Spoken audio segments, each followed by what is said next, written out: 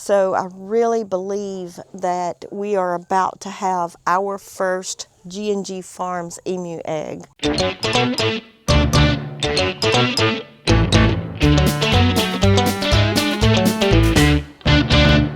Let's go open the greenhouse. So this is the morning routine.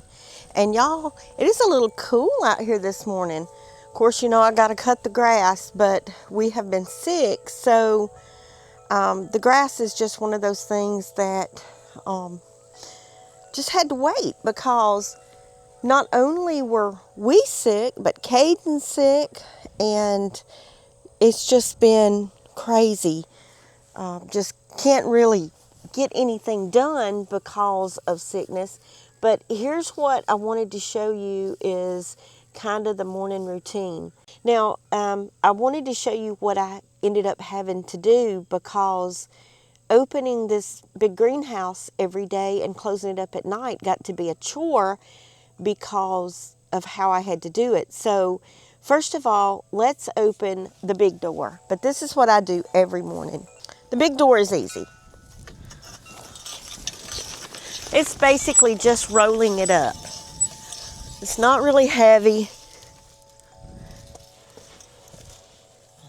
The big sides, now that was a chore, because you can see the crank handle that, let's see, there's the crank mechanism, and the crank handle is here, and it has a hook on the end of it, if I can get all the way up there. And you take it off and you crank it forever. And it's really a pain to let these sidewalls up every day. 2 sidewalls letting them up, and then 2 sidewalls letting them down. Honestly, I had to come up with something, because I could not just stand here for 30 minutes and let sidewalls up and down, because you know, it's just, that's a lot of time, and I don't have time for that. So I had to come up with something, and here I got my drill out, and I put just kind of a wall hook in the drill itself. Let's see if I can, yeah.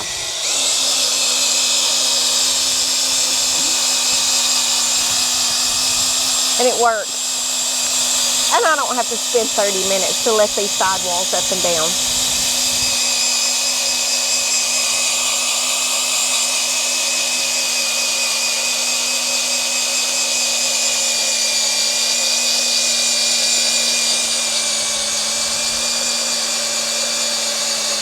Y'all, it's simple as that.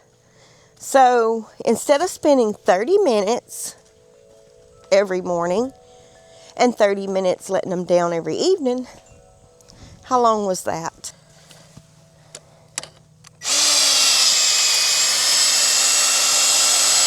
So the only thing I have to do is change batteries.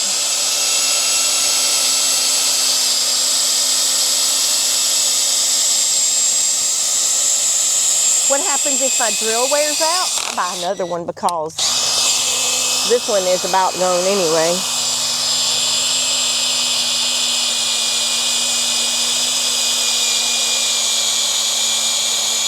So I think the moral to the story here is work smarter, not harder.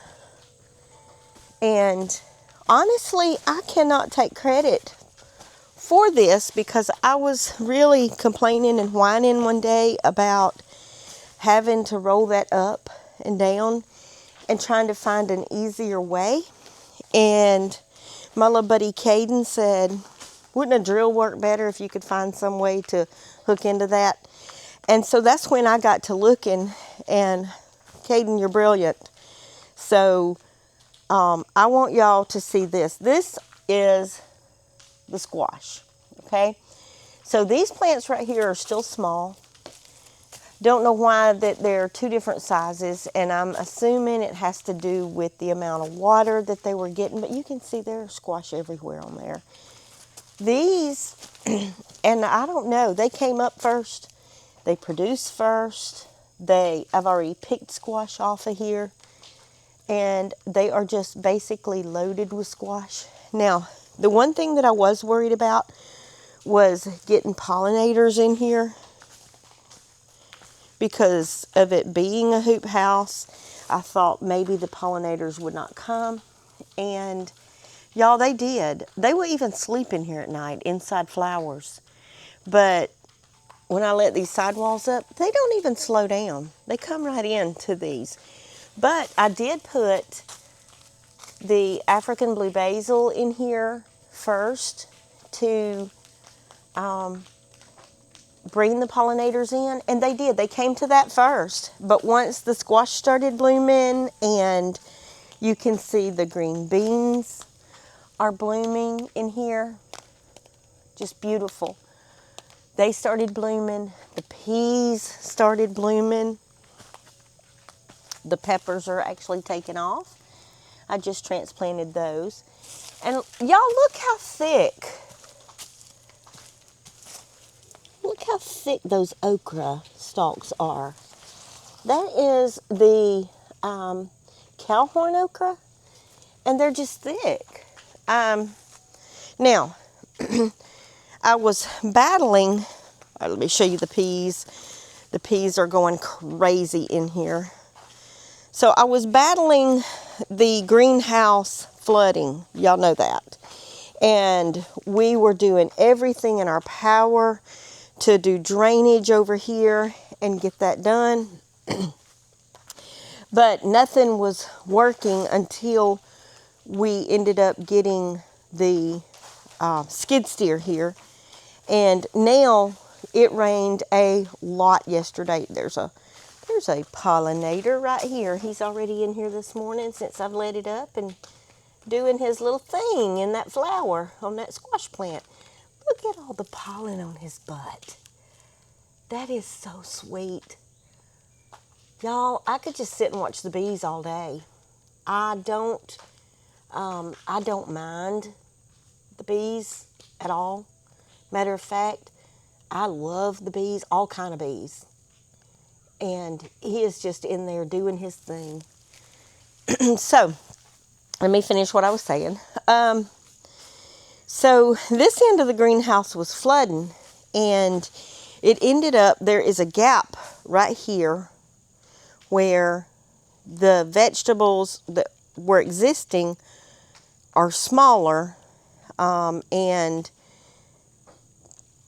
I've filled in with pepper plants here, but there's missing vegetables in a couple of rows. So that's why there's a gap there, is because it flooded and it washed all those seeds away. The seeds are somewhere under the black mat, I'm sure. So now that we've got the sides done, we are preventing the flooding. I mean, it rained a lot of rain yesterday, and it did not flood. So what's moist in here now is simply from me watering. So anyway, I'm going to fill this back in and get more stuff growing in here. But that was the original stuff that I planted. You can see the okra washed away, and I filled it in that one spot with pepper plants. The peas apparently have taken hold, and they are beginning to come up in that one spot.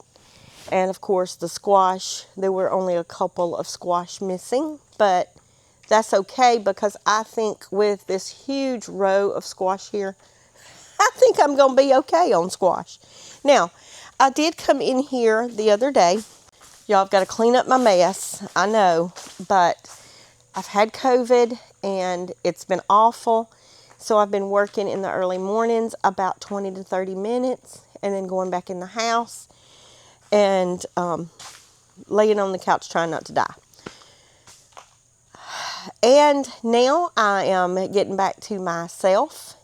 So I will be in here cleaning up my mess and trellising these tomatoes. These are the red snapper tomatoes that I transplanted the past few days, a little at a time.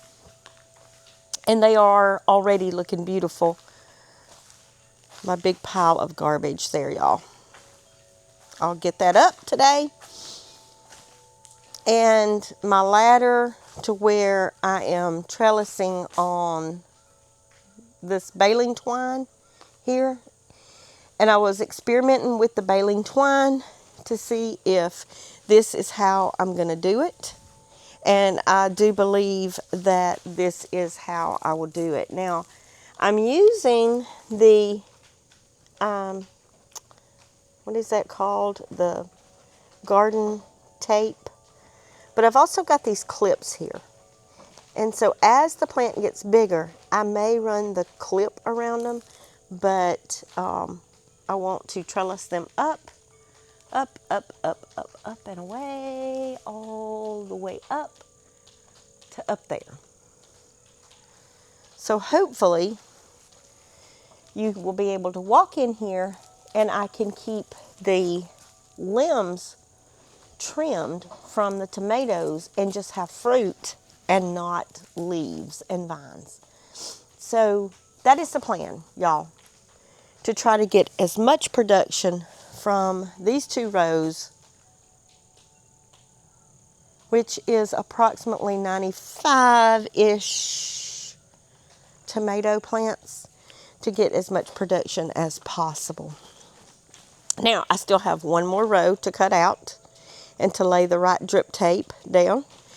But I've been doing it as I've been planting so that it doesn't overwhelm me because I was so sick.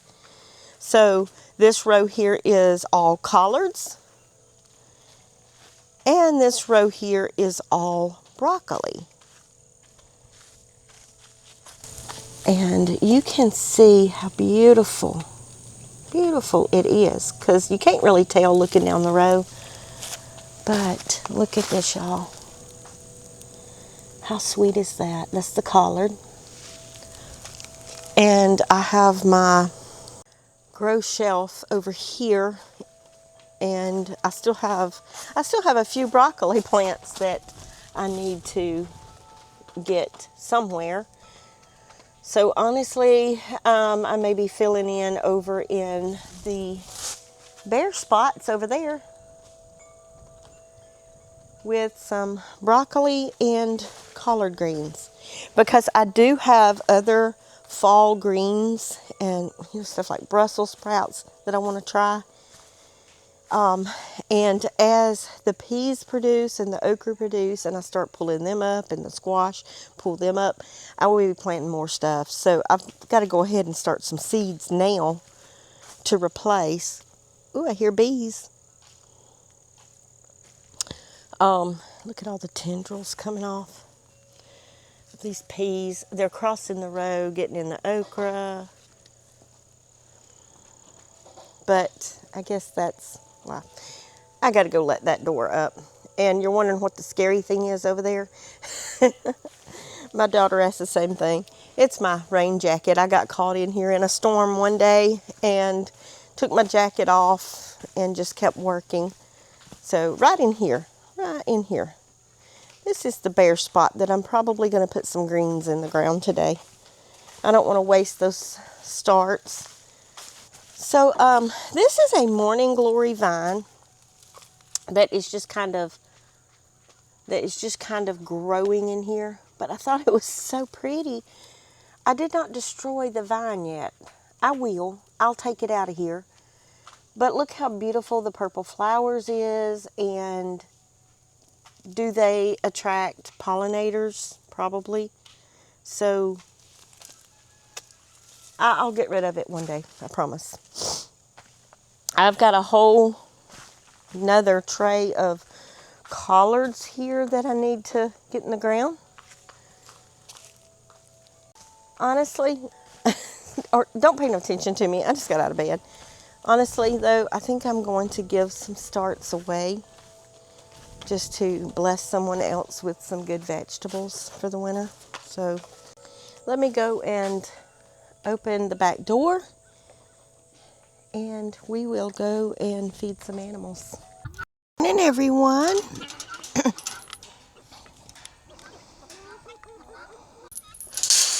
Good morning, everyone.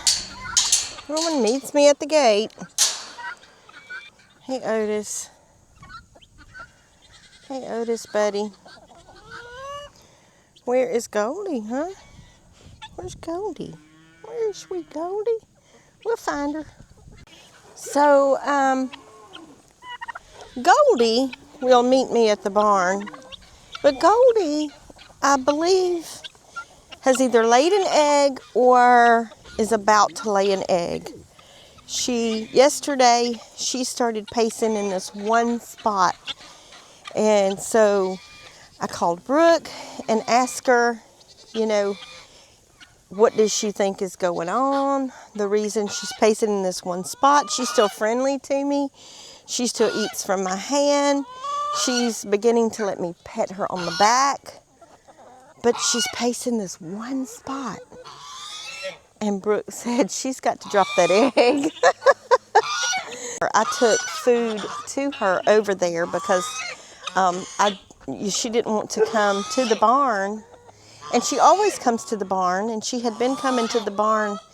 She is literally squatting right now. So I don't know, she might be laying. But she had been coming to the barn. She'd been interacting with me. And now I go to her.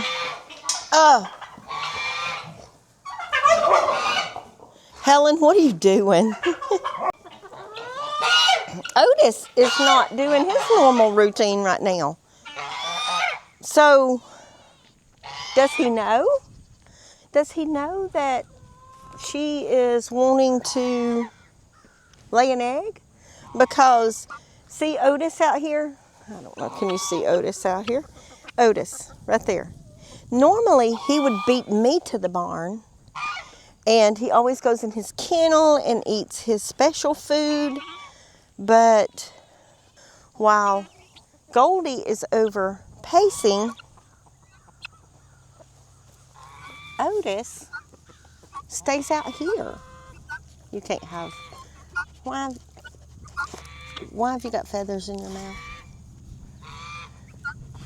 I'm being bombarded. I've got guineas around me. I've got Sophie around me. Sophie, no. Oh, there's the peer paw. Hey, girl. And, of course, now I have it on my shoulder.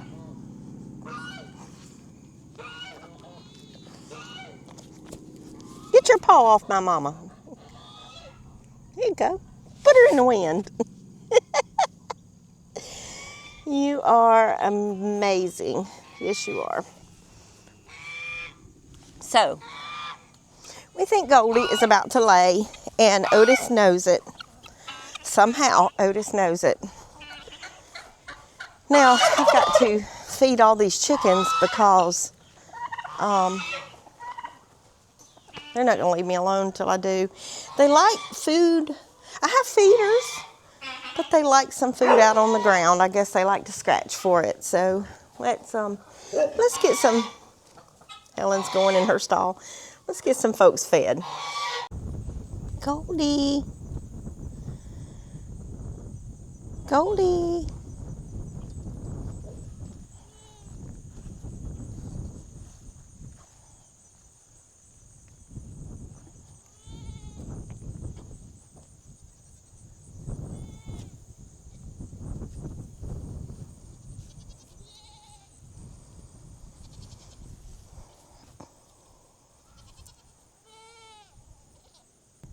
And she and Otis pay absolutely no attention to one another.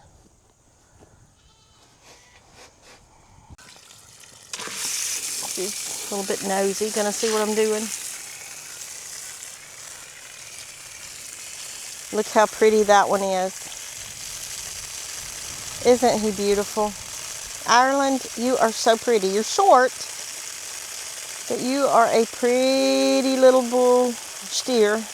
Calf. And I say calf. I bet he's a year old now. Well, I've got everyone fed this morning and they're very happy. Hey boys. Some beautiful steers there. Their hay has been refreshed a few days ago. Hey, Ireland. Hey, baby. Hey, Oakley. Hey, sweethearts. Helen is in here doing her thing. She's got company. The guineas are in here. Helen does love her food. Look at this mess right here. Hey, girl. Hey, Goldie. Hey, Goldie. Hey, Goldilocks. Hey, sweet girl. Did you meet Mama at the gate? Well, I guess we're completely back to normal now. I don't know. Hey, girlfriend. Are you coming with? Huh? Are you coming with me? Yeah. Everybody, let's go to the barn. Everybody, let's go to the barn. Come on, babies. Come on, Goldie. Is that not sweet, y'all? So, I don't know what her issue was. I do not know what the girl's issue was, but maybe she has laid an egg, maybe. I don't know. So, we're going to the barn to eat supper. She is completely back to normal. And, okay, y'all. So, that was the weirdest thing. I mean, she just totally would not have anything to do with me or any of the animals here for like a whole day and never left the fence over there. And then today, she's just like all about me. Met me at the fence. She's to eat out of my hands. She's hanging out with me at the barn.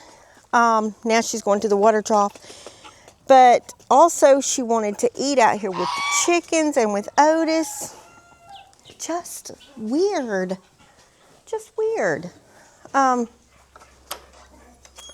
Whatever her deal was, I guess she has gotten over it. So, but first of all, I want to thank everyone for thoughts and prayers during our time of sickness. I know that my last video was really right in the middle of sickness, and I had tested positive for COVID, and I was really bad sick, probably the sickest I've ever been in my life for a whole week. I mean, like I couldn't get the fever down under 103. That's with medication.